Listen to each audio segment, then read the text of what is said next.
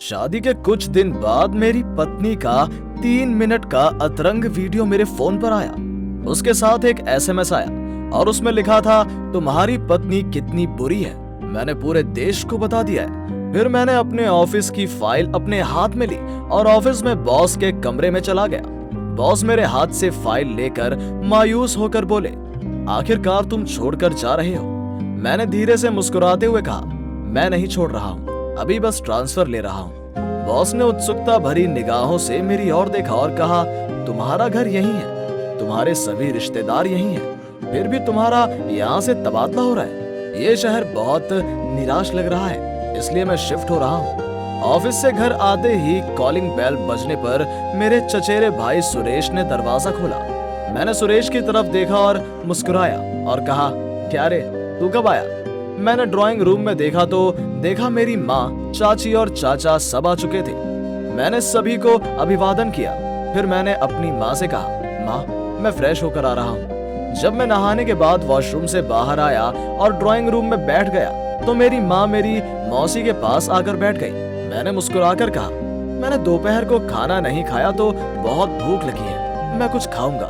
क्या आपने कुछ खाया? मेरी माँ ने रोते हुए कहा, मेरे गले से कुछ उतरेगा तो खाऊंगी ना। मुझे समझ नहीं आ रहा है कि खाना तेरे गले से कैसे उतर रहा है। इतनी बड़ी घटना घटी जहाँ सारे समाज में हमारी इज्जत चली गई, तुम खाने की बात कर रहे हो। आखिरकार मैं एक बुरी लड़की को अपने घर की बहू के रूप में लाया।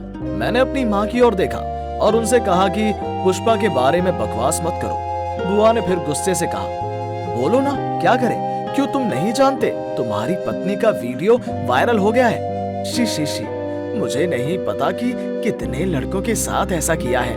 उस समय माँ ने कहा, तुम इतनी बुरी लड़की को कुछ नहीं कहोगे। मैंने मन ही मन सोचा, नहीं, अब और बर्दाश्त नहीं कर सकता। मैंने अपनी चाची की ओर देखा और कहा, मैं क्या कहूँ? मैं अपनी पत्नी से कैसे सवाल करूं? जब मैं मेरी प्रेमिका एरिन के साथ भाग गया था, फिर आप लोग मुझे 9 दिन बाद दिल्ली से पकड़ कर ले आए थे।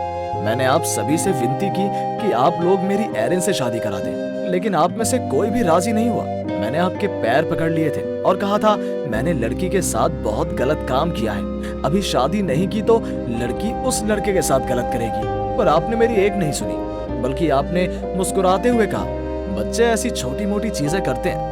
आपके लिए अंत में एरिन और उसका परिवार कहाँ खो गया, मैं उन्हें अब ढूंढ भी नहीं सकता। मेरी माँ ने मुझे इमोशनल ब्लैकमेल किया और पुष्पा के साथ अरेंज मैरिज कराई। पुष्पा ने किसी पे भरोसा करके धोखा खाया और मैंने किसी के विश्वास को धोखा दिया। वैसे तो मैं अपनी पत्नी से ज्यादा दोषी हूँ। मैंने माँ की बैठी बगल में बुआ से कहा, दूसरी लड़की के बारे में बड़ी टिप्पणी करने से पहले अपनी ही बेटी को देख लो। आपकी बेटी के कमरे में 2 बार 2 लड़के मिले। फिर मैंने अपनी माँ की आंखों में आंखें डालकर कहा, अगर आज माँ एरिन मेरे सामने आई और कहा कि मैंने उसके साथ ऐसा क्यों किया, क्या आप मुझे जवाब बता सकते हैं? मैं जितना बुरा हूँ, मैंने मान लिया कि मेरी पत्नी भी उतनी बुरी है। अब मैं 2 बुरे लोगों को थोड़ा बेहतर बनाने की कोशिश करूंगा। कृपया हमें अच्छा बनने दें। सबने मेरी बात सुनी और चुपचाप मेरी तरफ देखने लगे। जैसे ही मैं जा रहा था, मैंने सभी से कहा, अगली बार अगर कोई मेरी पत्नी को कुछ बुरा कहता है तो मैं इसे बर्दाश्त नहीं करूंगा। मैं कमरे में आया और देखा कि मेरी पत्नी लगातार रो रही है। मैं उसके बगल में बैठ गया और कहा, आप सोच रही होंगी कि आपके बॉयफ्रेंड ने मुझे आपके रिश्ते के बारे में बताने के बाद भी मैंने आपसे शादी क्यों की। इसलिए मैं आपकी नजर में बहुत बुरा इंसान हो सकता हूँ। अगर आपके बॉयफ्रेंड ने मुझसे सीधे कहा होता कि आपका रिश्ता है, मैं तुमसे कभी शादी नहीं करता।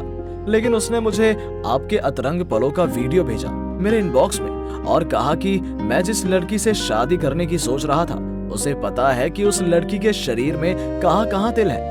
अगर आप वीडियो को अच्छे से देखेंगे तो समझ में आ जाएगा, जो लड़का किसी और अजनबी को अपने फायदे के लिए अपने इंटीमेट वीडियोस दिखा सकता है, वो कुछ भी हो, प्यार नहीं कर सकता। ये लड़का आज नहीं तो कल आपको धोखा देगा, क्योंकि वो आपकी थोड़ी भी इज्जत नहीं करता। इज्जत करता तो जिस शख्स से प्यार करता है, उसका शरीर किसी और शख्स को नहीं दिखाता। पुष्पा ने सर झुका लिया और चुप रही। मैंने उसका हाथ थाम लिया और कहा, 22 साल पीछे छूटे जीवन में जो कुछ हुआ है उसके बारे में मैं कभी कुछ नहीं बताऊंगा। बस सुनिश्चित करें कि सामने कोई गलती ना हो। पुष्पा ने आश्चर्य से मेरी ओर देखा और कहा, तुमने मुझसे शादी कर ली, जबकि तुम्हें पता था कि मैं एक बुरी लड़की हूँ। मैं धीरे से मुस्कुराया और कहा, आदमी कभी बुरा नहीं होता, उसकी गलतियां और आदतें बुरी होती हैं। तुम्हारी और मेरी गलतियों को दोनों मिलकर सुधारेंगे।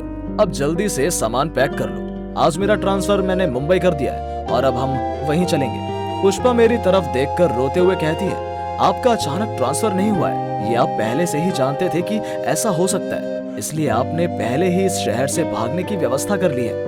क्योंकि अगर आप यहाँ रहते हैं तो आपके परिवार मुझे बहुत कुछ कहेगा जिसे आप बर्दाश्त नहीं कर सकते। मैं बिना कुछ कहे बस थोड़ा सा मुस्कुरा दिया।